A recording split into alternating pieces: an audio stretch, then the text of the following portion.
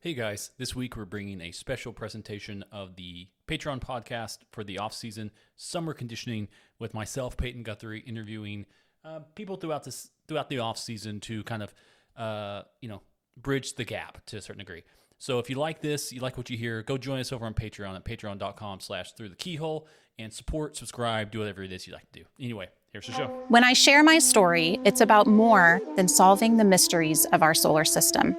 I represent the curious spirit of the nation, the Choctaw Nation. I am our past. I am our present. I am our future. I am all of us. When we share, we become one because our stories make us more. Stories keep our culture alive. See them and share them at togetherwe'remore.com.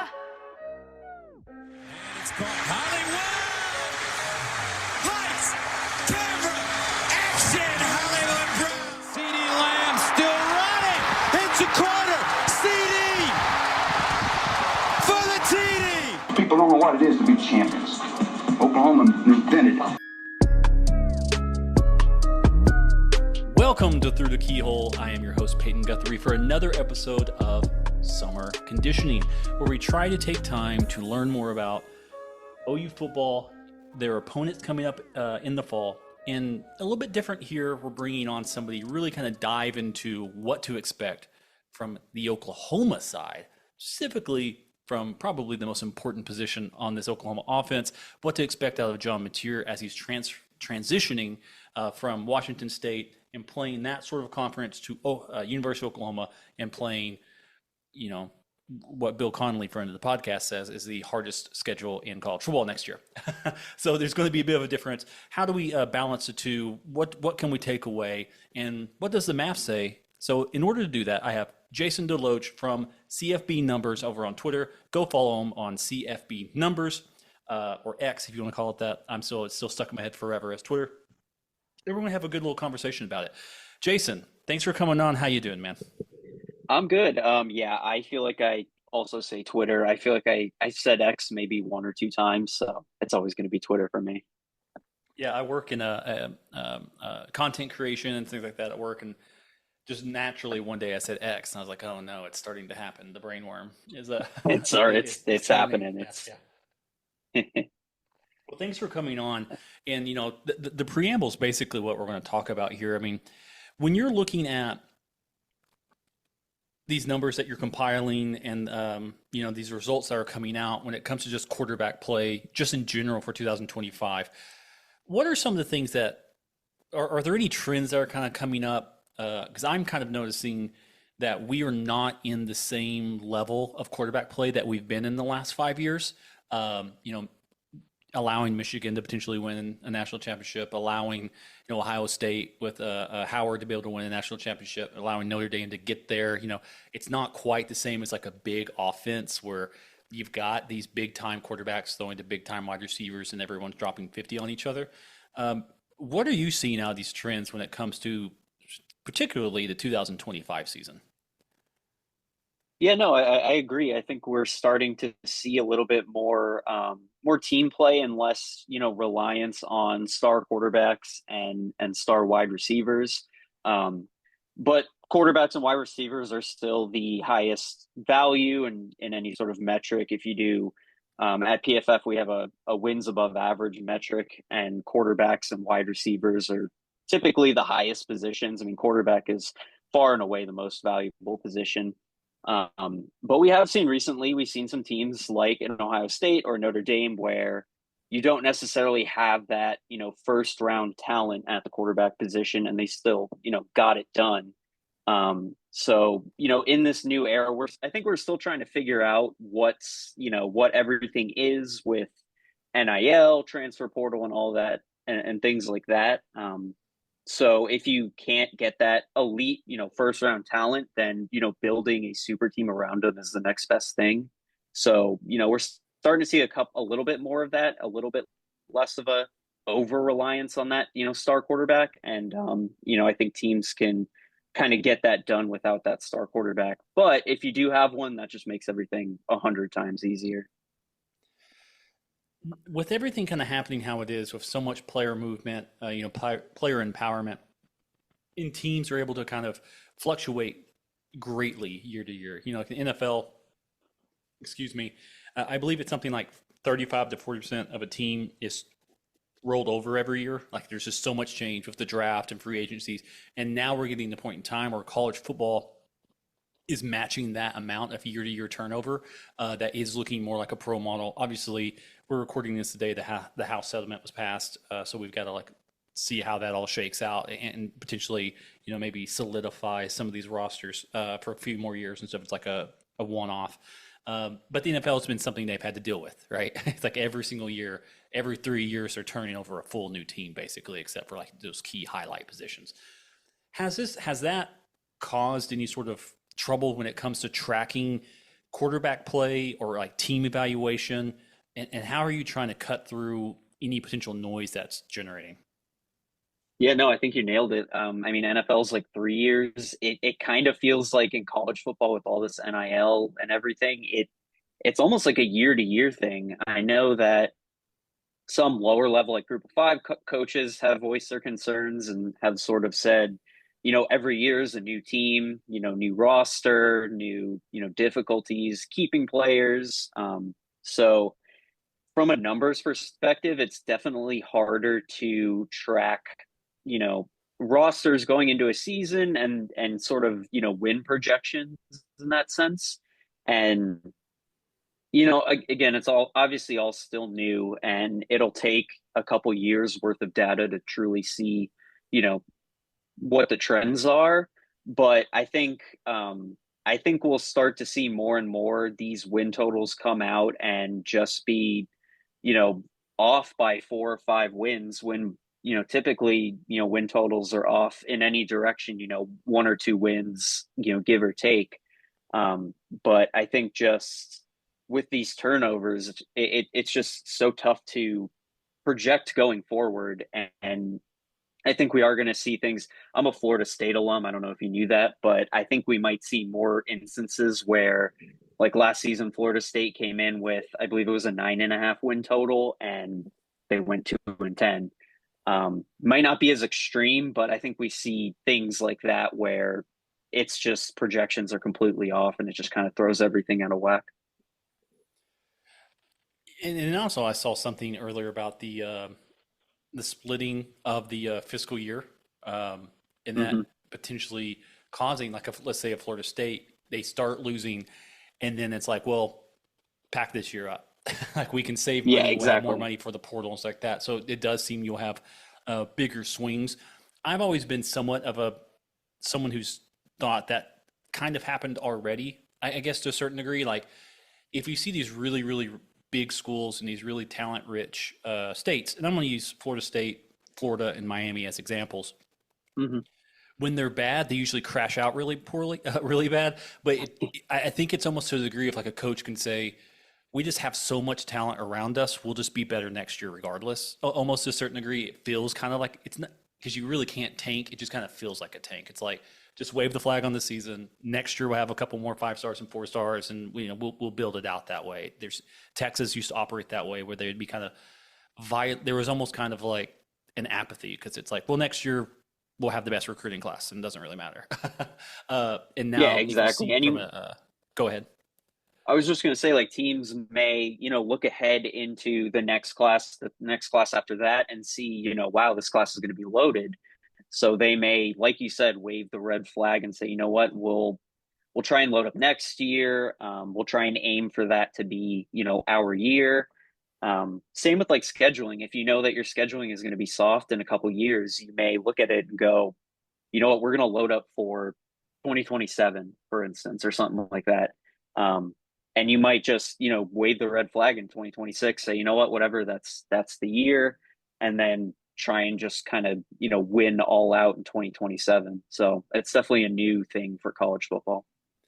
Yeah, that's it. It makes me wonder because there's a lot of talk, and obviously we're thinking how this is going to play out, and people are like, hey, this is going to like democratize the championships, right? There's more people, there's more access, and I kind of think of it as, well, what if this happens where it's like the NBA during the Golden State Warriors runs, where every other team just basically tanked. It's just like Yeah. it's their league for 4 years. Let's just leave it alone. No one's going to be able to beat them. You know, the Cavs tried, the Houston Rockets, the only Western Conference team who didn't just, you know, curl into the corner. But everyone else has kind of said, hey, let's just keep the powder dry. Don't make any big swings because we're not going to be able to build something that's going to be able to beat that. People are kind of saying like, hey, the era of Alabama, the era of Georgia, these things where it's like these multiple championship winning teams seem to be over. But like you said, now it's a business. Are you going to spend money not to win, or are you spending money to win? And I could see people deciding not to spend money if you don't have a really good shot at it. It might be interesting. But that's not why we're here. We're here to talk about John Mateer and just how unbelievably awesome he's going to be next year for the University of Oklahoma in Norman to try to navigate this horrific schedule. I've seen some stuff you've tweeted out. I've seen some of the things where you're kind of projecting, really compiling stats like cumulative EPA, things of that nature. And John Mateer is way, way, way above the trend line, way more so than some of these other guys, like the South Carolina quarterback who's Sellers, like Levitt, like basically anybody. He's way, way high above that than people are really, really jonesing about at that point in time. As an Oklahoma fan, how much of that is real?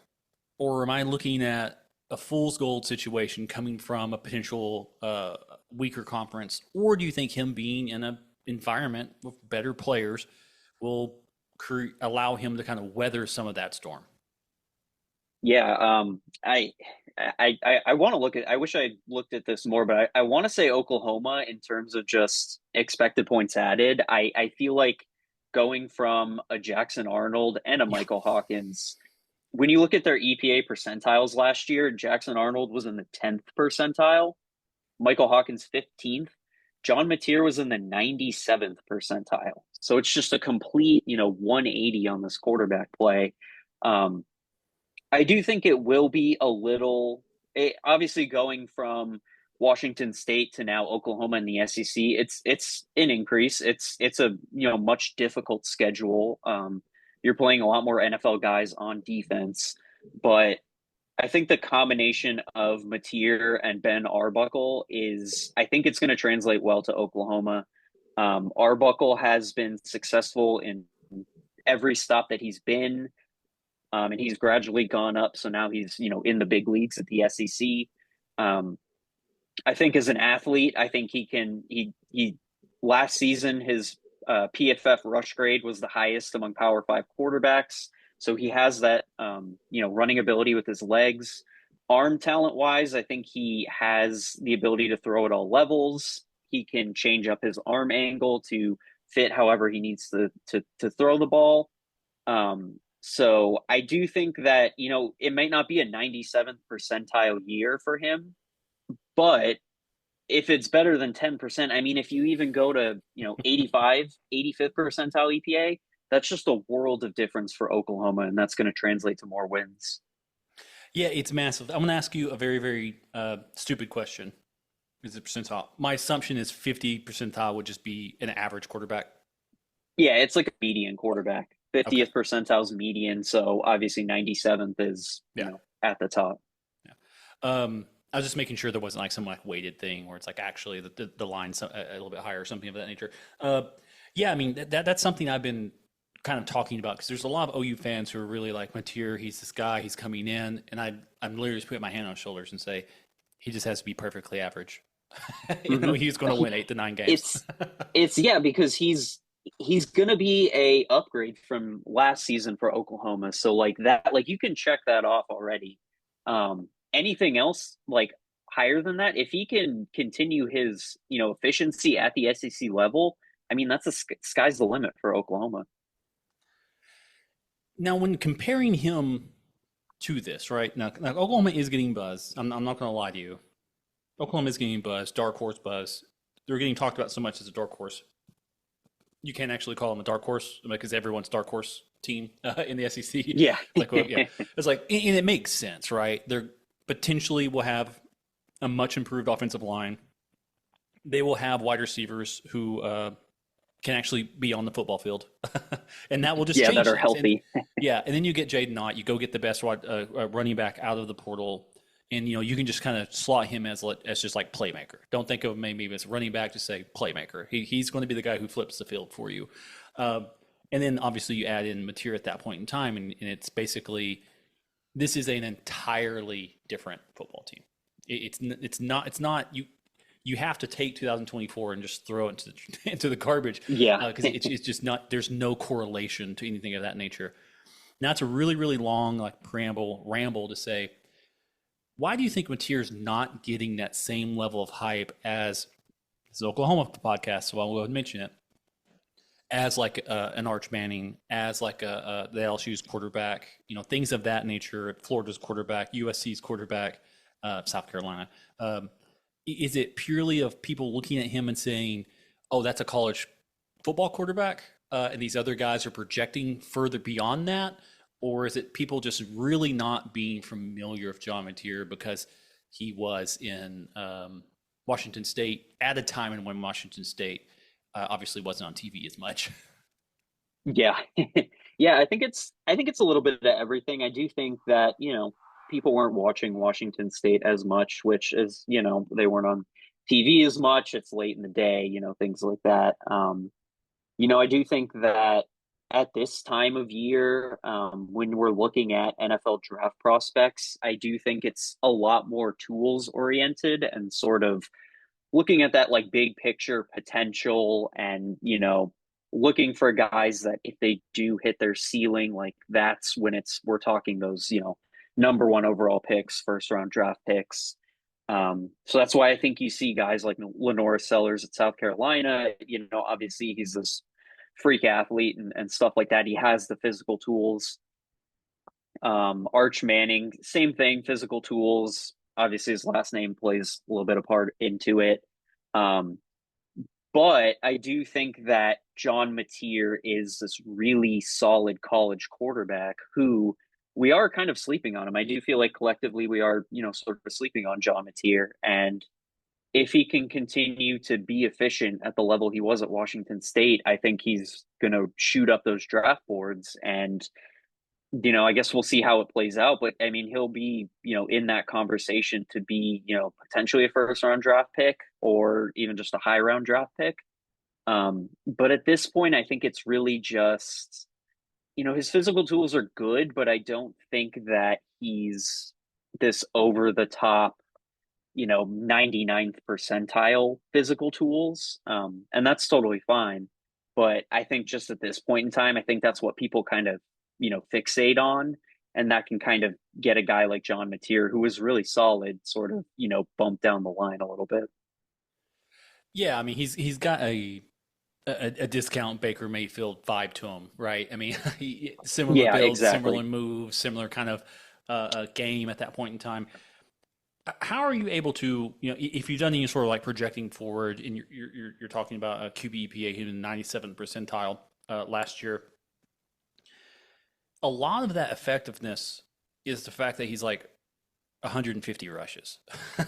You know what I Yeah. mean? Like it's a big difference maker, but when that gets pulled back to like hopefully half or a quarter, if you're handing the ball off to Jaden Knott and some of the other running backs behind this offensive line, how much do you think that's going to potentially negatively impact his ability to be that difference maker for Oklahoma? I mean, do you think his running ability is like a key component? It's not a bug; it's a function of his play that allows him to be able to, at least statistically, stand among the top of college football quarterbacks. Yeah, I think his running ability is definitely more of a function. I think his it brings defense, it brings linebackers in more. It, gets guys into the box that they have to cover either John Mateer or Jaden Ott. So I think it just sort of opens up maybe that back end, that those deep shots that Oklahoma needs. Um, but I do think that even if he does, if that SEC speed sort of catches up to him and, he's not able to break all of those runs, I do think passing wise, he's still, one of the most efficient passers in college football. If you look at something like early down, so first and second down, He's in the 99th percentile of EPA on those first and second downs. And that's something it's really stable year over year.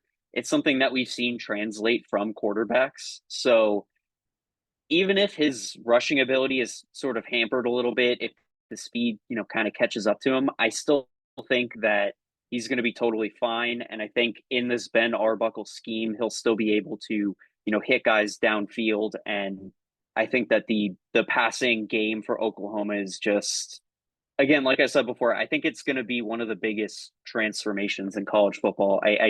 I'm struggling to think of anyone else that might transform in the way Oklahoma's passing offense is going to transform. I mean, all that still depends, right? I mean, it's also a key component to where, as we kind of mentioned earlier, teams are, I won't say going away from superstar quarterbacks. My assumption is if everyone can get Caleb Williams, they just would. I just don't think there's as many, on rosters at the moment. He still needs wide receivers to catch the football. He still needs, offensive linemen to block. He still needs guys to be healthy in front. So, I don't want to oversell it because even on our own podcast, I'm considered like the John Mateer pessimist or whatever. And I'm just saying, I don't see him sitting in New York at the end of the year. And if he is, to me, that might be a bad thing for Oklahoma. It means they've had to lean on him too much instead of spreading out that offensive production to win these football games and that nature. I guess I want to get one more out of you. Let's just go full prediction mode because this is a short little bite-sized thing, and I want to say thank you so much for making time. At the end of 2025, how do you think John Mateer is going to be seen via his efficiency rates, his player grades, things of that nature? I mean, this is projection, obviously. You got nothing you can build off of it, but where do you see him being when it comes to that rank and file of the SEC quarterbacks? Yeah, so I think that I'm not gonna try and I'm just gonna project that Oklahoma is gonna be fully healthy. Everyone's gonna be fine. Maybe an injury too. That's okay.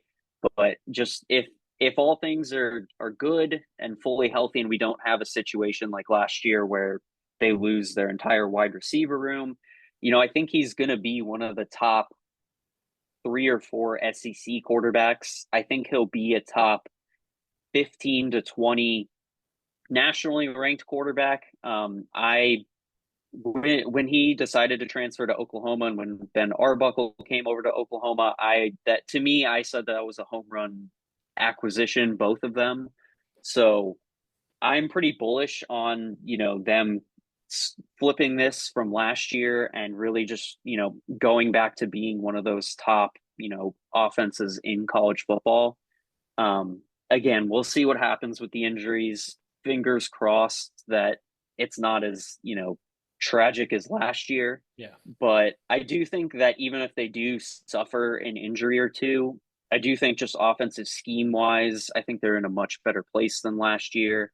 Quarterback wise, better place than last year. So to me, the floor is higher, and I'm excited to watch this team. Awesome, man. Hey, thanks for coming on, kind of last minute and jumping on here to kind of talk a little bit about John Mateer for our Patreon audience. Patrons, thank you guys so much for supporting the podcast. It allows us to, bring on guests like this to kind of talk about the upcoming season. We are in the very hot months of the off season. So it's good to at least get something football related on the calendar. Jason, where can I think I already mentioned it, but where can people find you, find the stuff that you're working on, and enjoy your work? Yeah, so primarily you're going to find me on Twitter at CFBNumbers. I also have a Substack. It's College Football Analytics Newsletter. I know, not the greatest title in the world. And then you can also find me at PFF. I do work for PFF full time. I believe I have an article coming out at some point soon about Power 5 quarterbacks. So make sure to check that out. But yeah, primarily if you want to, see cool graphs and stuff on Twitter at CFBNumbers, that's where you'll find me. Awesome, man. Hey, thanks again. I want to sign off as I always do. Let's see if you can pick this up for me. Now, this is big time college football, so you need to know how this works, okay? No, no. You got it. You'll get it. If you've ever watched an Oklahoma football game, you'll know what to do. I'm going to sign off for myself, for Brady, for Matt, for Alan, who's on the main podcast. This is one of the Patreon podcasts. You're just stuck with me, so I apologize. Thank you to all of our sponsors and to our Patreons for making this happen. And remember, we've got some pretty big, exciting news coming about a clothing and apparel group who is sponsoring this podcast pretty soon. And try to get a code for you guys for all the help you do. But anyway, thank you guys for joining, and as always, Boomer! Sooner! He did it. He knows how to do it.